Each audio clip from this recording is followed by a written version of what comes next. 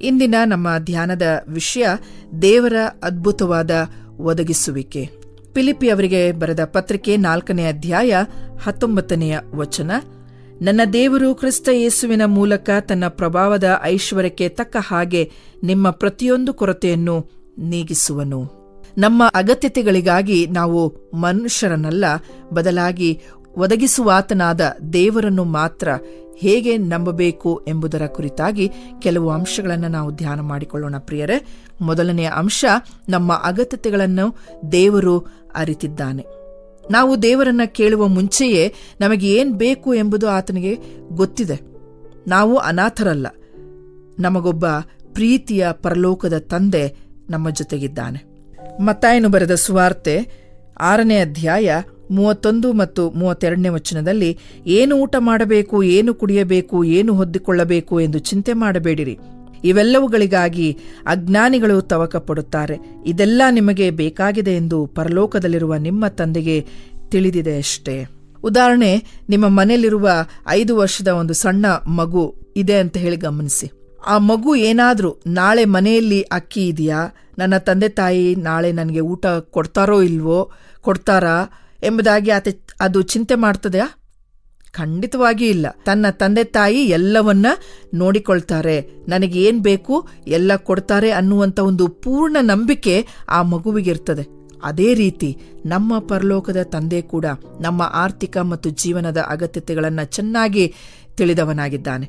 ಹಾಗಾಗಿ ನಾವು ಆ ಮಗುವಿನಂತೆ ದೇವರ ಮೇಲೆ ನಂಬಿಕೆ ಇಟ್ಟು ಕ್ರಿಸ್ತನನ್ನ ಆಶ್ರಯಿಸಿಕೊಳ್ಳಬೇಕು, ಆತನನ್ನ ಆತುಕೊಳ್ಳಬೇಕು ಮತ್ತು ನಮ್ಮ ಅಗತ್ಯತೆಗಳನ್ನ, ದೇವರು ನಮ್ಮ ಅಗತ್ಯತೆಗಳನ್ನ ಬಲ್ಲವನಾಗಿದ್ದಾನೆ. ಹಾಗಾಗಿ ನಾವು ಯಾವ ವಿಷಯಕ್ಕೂ ಚಿಂತೆ ಮಾಡುವುದು ಬೇಡ. 2ನೇ ಅಂಶ, ಆಶೀರ್ವಾದದ ಮೂಲ ದೇವರು, ಮನುಷ್ಯರಲ್ಲ. ನಾವು ಅನೇಕ ಬಾರಿ ನಮ್ಮ ಕೆಲಸ, ಬಿಸ್ನೆಸ್ ಅಥವಾ ಸಹಾಯ ಮಾಡುವ ಮನುಷ್ಯರನ್ನೇ ನಮ್ಮ ದೇವರು ಎಂಬುದಾಗಿ ಅಂದುಕೊಳ್ತೇವೆ. ಆದರೆ ಅವರು ಕೇವಲ ಸಾಧನಗಳಾಗಿದ್ದಾರೆ.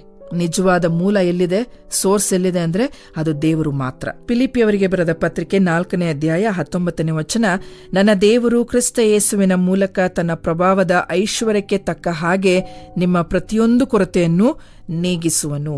ನಮ್ಮ ಮನೆಗೆ ನೀರು ಬರುವ ಒಂದು ಪೈಪನ್ನ, ಅದರ ಬಗ್ಗೆ ನೀವು ಯೋಚಿಸಿ. ನಾವೇನ್ ಮಾಡ್ತೀವಿ, ಆ ಪೈಪ್ನ ಮೂಲಕ ನೀರು ಕುಡಿತೀವಿ ಅಲ್ವಾ? ಆದ್ರೆ ಒಂದು ದಿನ ಆ ಪೈಪ್ ಒಡೆದು ಹೋಗ್ಬಿಡ್ತದೆ. ನೀರು ನಿಂತ್ರೆ ನಾವು ಭಯ ಪಡಬೇಕೆ? ಇಲ್ಲ ಅಲ್ವಾ? ಯಾಕೆಂದ್ರೆ ನೀರಿನ ಅಸಲಿ ಮೂಲ ಆ ಪೈಪ್ ಅಲ್ಲ, ಮೇಲಿರುವ ಒಂದು ದೊಡ್ಡ ನೀರಿನ ಟ್ಯಾಂಕ್ ಆಗಿದೆ. ದೇವರು ಆ ಟ್ಯಾಂಕ್ ಇದ್ದ ಹಾಗೆ. ನಿಮ್ಮ ಉದ್ಯೋಗ ಅಥವಾ ನಿಮಗೆ ಸಹಾಯ ಮಾಡುವವರ ಕೇವಲ ಒಂದು ಪೈಪ್ ಇದ್ದ ಹಾಗೆ. ಒಂದು ಪೈಪ್ ಮುಚ್ಚಿ ಹೋದ್ರೆ ದೇವರು ಇನ್ನೊಂದು ಪೈಪ್ ಮೂಲಕ ನಿಮಗೆ ಒದಗಿಸಲು ಶಕ್ತನಾಗಿದ್ದಾನೆ. ಆದ್ರಿಂದ ಮನುಷ್ಯರನ್ನಲ್ಲ, ದೇವರನ್ನ ನಂಬಿರಿ. 3ನೇ ಅಂಶ, ಕೃತಜ್ಞತೆಯೇ ಅದ್ಭುತಗಳಿಗೆ ದಾರಿ.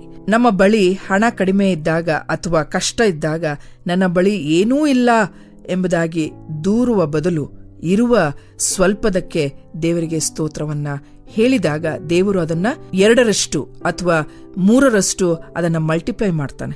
ಮತ್ತಾಯನು ಬರೆದ ಸುವಾರ್ತೆ 14ನೇ ಅಧ್ಯಾಯ 19ನೇ ವಚನ, ಮತ್ತು ಜನರಿಗೆ ಹುಲ್ಲಿನ ಮೇಲೆ ಕೂತುಕೊಳ್ಳುವುದಕ್ಕೆ ಹೇಳಿ ಆ 5 ರೊಟ್ಟಿ 2 ಮೀನುಗಳನ್ನು ತಕ್ಕೊಂಡು ಆಕಾಶದ ಕಡೆಗೆ ನೋಡಿ ದೇವರ ಸ್ತೋತ್ರ ಮಾಡಿ ರೊಟ್ಟಿಗಳನ್ನು ಮುರಿದು ಶಿಷ್ಯರ ಕೈಗೆ ಕೊಟ್ಟನು. ಶಿಷ್ಯರು ಜನರ ಗುಂಪಿಗೆ ಕೊಟ್ಟರು. ಇಲ್ಲಿ ನಿಮ್ಮ ಒಂದು ಬ್ಯಾಂಕ್ ಖಾತೆಯಲ್ಲಿ ಅಥವಾ ಪರ್ಸ್ನಲ್ಲಿ ಬಹಳ ಕಡಿಮೆ ಹಣ ಇರಬಹುದು. ಇದು ಯಾವುದಕ್ಕೂ ಸಾಲೋದಿಲ್ಲ ಎಂಬುದಾಗಿ ನಿರಾಶೆ ಆಗುವುದು ಬೇಡ.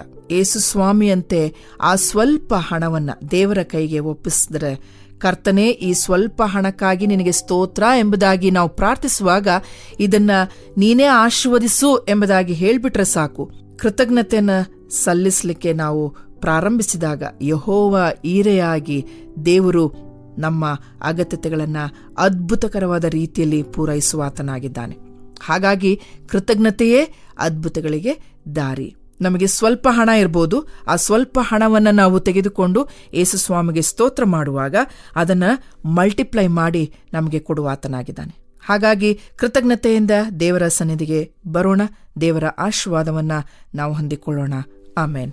ಈ ಕಾರ್ಯಕ್ರಮದ ಬಗ್ಗೆ ನಿಮ್ಮ ಅಭಿಪ್ರಾಯ, ಸಲಹೆಗಳು ಹಾಗೂ ಯಾವುದೇ ಪ್ರಾರ್ಥನಾ ಮನವಿಗಳಿದ್ದಲ್ಲಿ ನಮ್ಮ ದೂರವಾಣಿ ಸಂಖ್ಯೆಗೆ ನೀವು ಕರೆ ಮಾಡಬಹುದು. ನಮ್ಮ ದೂರವಾಣಿ ಸಂಖ್ಯೆ 9902606453. ನಿಮ್ಮ ಅಭಿಪ್ರಾಯಗಳನ್ನು ಇಮೇಲ್ ಮೂಲಕವೂ ನಮಗೆ ತಿಳಿಸಬಹುದು. ನಮ್ಮ ಇಮೇಲ್ ID info@fibaonline.org. ವಂದನೆಗಳು.